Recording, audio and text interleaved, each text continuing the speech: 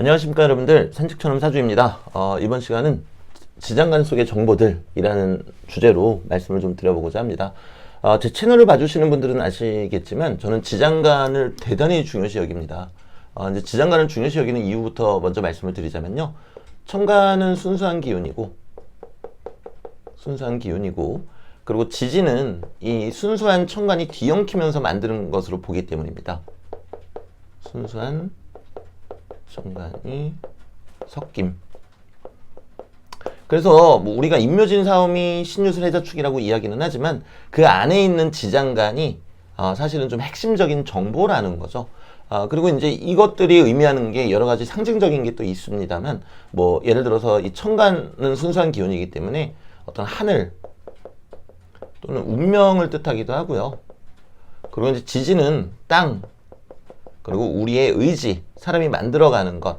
그래서 우리가 주역을 보더라도 결국에는 요 완전한 것과 불완전한 것들이 50대 50으로 뒤엉키면서 이 변화라는 게 생기는 거거든요. 그렇기 때문에 정해진 운명이 있다라기보다는 정해져 있는 큰 틀 안에서 우리가 어떻게 살아가는가, 그것이 또 대단히 중요하다는 의미도 되겠습니다. 자, 각설하고요. 지장간 속의 정보들을 어떤 식으로 여러분들이 또 확인해 보실 수 있는지 그 부분에 대해서 좀 말씀드려보고자 합니다. 뭐 궁하고 성으로 체크를 하시면 되세요. 궁과 성. 여기서 궁이라는 거는 자리를 뜻하죠. 그리고 성이라는 건 십성을 뜻하고요. 뭐 예시를 들어서 병화일간인데 무오년생이다. 그러면 이 오화가 겁재가 됩니다. 겁재라는 거는 이 외부에 있으니까 외부에서 마주치는 많은 사람들을 뜻하겠죠. 근데 요 안에 기토가 있더란 말이죠. 그럼 요 안에 기토는 상관이 되잖아요. 그럼 이제 이런 식으로 보시는 거예요. 많은 사람들을 만나면서 상관, 즉 언행이나 어떤 언변이나 기술을 활용한다, 이렇게 보시면 되겠고요. 요 지장간 안에 또 이제 병화가 있잖아요. 병화는 비견이 됩니다. 똑같은 사람들이라고 해석해도 되겠지만 밑에 있는 정화, 겁재하고 차별성을 둔다면은 외부에서 오는 사람들 중에 친밀한 사람들, 즉 비견들이 생긴다, 이렇게 보셔도 된다라는 거죠. 그리고 뭐 예를 들어서 여기 이렇게 인목이 있다. 그럼 인중에 무병갑이 있어요. 네. 그러면 여기가 이제 아까 이 겁재는요, 궁으로 봤을 때는 이제 대외적인 공간이죠. 또는 국가 자리이기도 하고요. 그런데 성으로 봤을 때는 이제 제가 겁재, 그리고 이 겁재 안에 상관이 들어있다, 이제 이런 식으로 말씀을 드렸잖아요. 자, 마찬가지로 여기는 편인입니다. 그럼 편인이면은 전문 지식이나 노하우를 뜻해요.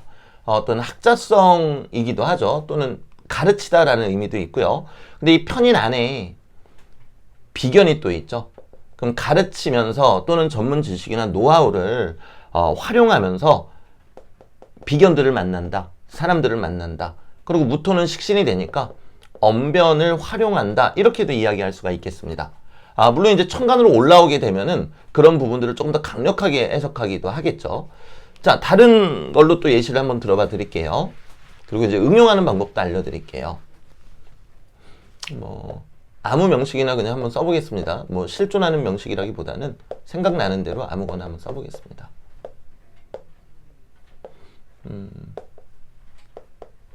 자, 이런 명식이 있다고 가정을 해보겠습니다. 그러면은 지금 오화가 편관이죠. 편관 속에 기토가 들어가 있습니다.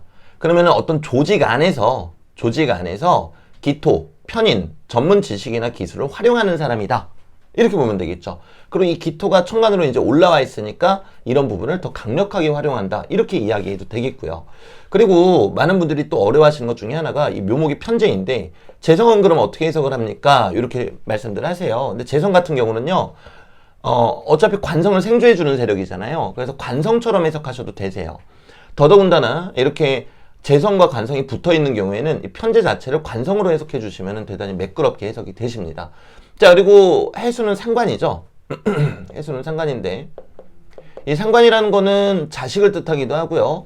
그리고 궁으로 봤을 때는 배우자 자리, 또는 여기를 우리가 배우자 자리라고 알고 있지만 사실은 그냥 이성에 해당되는 사람들은 모두 다 해당 사항이 있습니다. 이성 자리라고 보셔도 돼요. 근데 이 상관 안에 뭐가 있나 하면은 간목이 있더란 말이죠. 정제. 그럼 이제 해석을 하실 때 이 상관이 자식이기도 하지만 여명이라고 가정을 한다면요. 또 한편으로는 상관은 나의 언변이나 기술을 뜻하잖아요. 나의 언변이나 기술을 통해서 안정된 재물을 모아간다. 이렇게 해석하셔도 된다라는 거죠. 자, 그럼 이제 얘를 조금 응용을 한번 해볼게요. 만약에 사화라는 대운이 왔다라고 가정을 해보잔 말이에요. 그럼 껍데기는 정관이에요. 신금일간 입장에서는. 그래서 겉으로 봤을 때는 상관경관이 일어나게 되죠. 자, 그런데 그 안에 있는 내용물을 보면요. 결국에 지장간의 중기, 자, 겁재가 있습니다. 그러면은 겁재하고 정재하고 충돌하는 거잖아요. 그럼 이제 해석을 이렇게 하는 거예요. 여기가 배우자 궁이죠. 그리고 십성적으로 봤을 때는 이게 또 배우자에 해당되죠. 그런데 그 안에 있는 이면을 보니까 겁재하고 정재, 즉 돈이 나가더란 말입니다. 그러면은 궁으로 보나 성으로 보나 남자를 의미하기 때문에 남자로 인해서 돈이 나간다. 네, 목이 잠깁니다. 죄송합니다. 남자로 인해서 돈이 나간다. 또는 배우자로 인해서 돈이 나간다라고 이렇게 디테일하게 해석할 수 있다라는 거죠.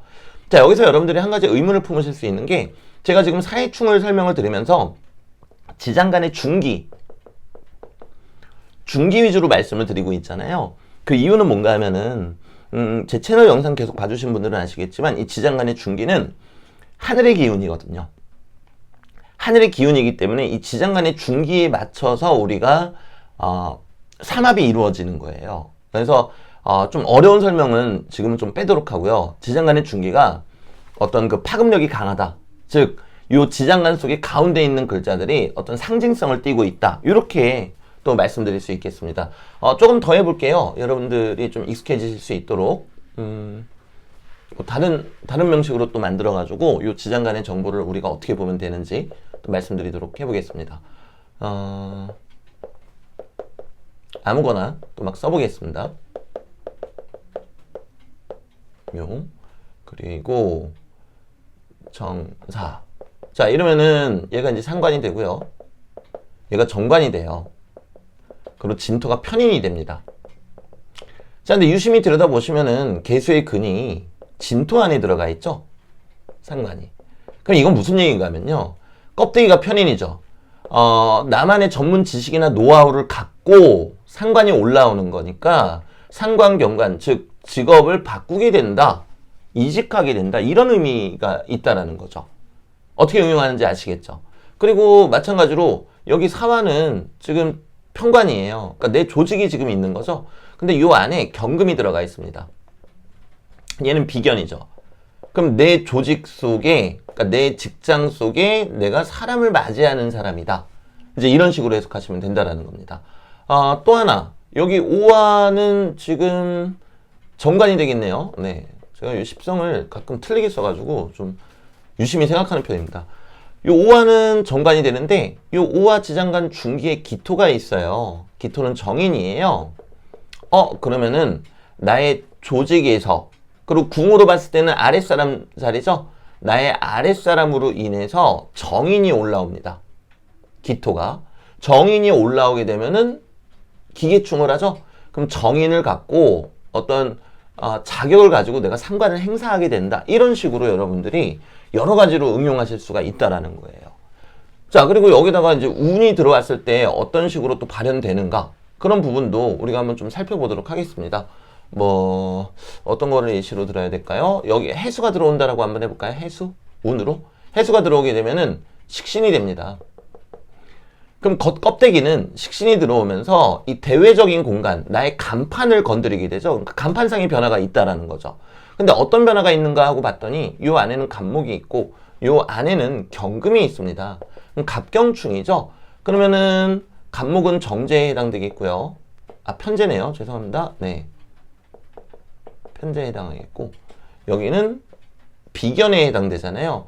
그러면 해수가 오면서 경금을 치게 되는 거니까, 이 사화를 치게 되는 거니까, 해수가 오면서 사화를 치게 되는 거니까 간목이 오면서 경금을 치게 되는 거죠. 그럼 편제가 들어오면서 비견이 드러난다, 이런 식으로 또 해석하셔도 돼요. 그리고 이때 해수는 식신이기 때문에 나의 언행, 그리고 내가 선택했다. 왜? 식신은 내가 원하는 대로 하게끔 하잖아요. 내가 선택한 거, 나의 언행으로 내가 편제를 들고 가서 내 조직 속에 있는 비견들을 맞이한다. 이렇게 보셔도 되겠죠. 편관이 나의 조직이니까요. 그러니까 여러분들이 지장간을 이런 식으로, 그러니까 이런 식이라는 게 어떤 건가 하면은 결국 이 지지는 껍데기, 그러니까 어떤 대외적으로 봤을 때, 그리고 지장간은 그 안에서 실제로 일어나는 사건으로 인식하시면서 보시면은 대단히 흥미롭게 또 명리학 공부를 하실 수 있을 것 같으세요. 물론 처음에는 이게 어떻게 하는 거지 싶기도 하고 좀 어렵기도 하실 텐데요. 일단 처음 시작은 여러분들 명식 다 있잖아요. 그래서 요 명식의 지지에 4개의 글자가 있을 텐데, 얘를 이 껍데기, 얘를 어떤 껍데기, 껍데기 말고 좀 다른 표현 없을까요? 네. 뭐 대표성, 네. 그리고 요 지장간에 있는 글자들, 특히 중기에 있는 글자들을, 지장간 가운데 있는 글자들을 그 어떤 디테일, 이 대표성 안에 들어가 있는 디테일, 이렇게 봐주시면은 도움이 좀 많이 되실 것 같으세요. 뭐 예시 하나 더 들어볼게요. 뭐 병술일주다. 그럼 술토가 식신이잖아요. 그러면 내 언변 속에 정화, 겁재, 손님들이 찾아온다. 또는 나의 언행으로 인해서 돈을 잃어버릴 수 있다. 이렇게 보시면 되겠죠. 근데 만약에 정화가 이렇게 올라가 있다? 그럼 내 언변을 통해서 많은 사람들을 만난다. 이런 식으로 대표성, 그리고 디테일, 이렇게 보시면 된다라는 거죠. 그리고 이때 지장간 중기 위주로 봐주시면 조금 더 명확하고요. 왕지 같은 경우는 지장간 중기가 없는데 어떻게 합니까? 라고 여러분들이 생각하실 수 있으세요. 근데 사실 왕지라는 게 가운데가 비어 있는 게 아니고요. 임수가 개수로 쫙 변화하는 과정이거든요. 그렇기 때문에 임수나 개수로 그냥 해석하시면 되십니다. 네, 그래서 이번 영상은 여기에서 마무리 짓도록 하고요. 여러분들 명식 보시면서 한번 확인해 보시면은 그 전에는 미처 보지 못하셨던 흥미로운 사실들도 많이 보실 수 있으실 거세요. 하지만 이제 연습을 조금 해보셔야지 익숙해지신다라는 거, 네, 요거 말씀드리도록 하겠습니다. 네, 저는 이만 물러가 보도록 하겠습니다. 감사합니다.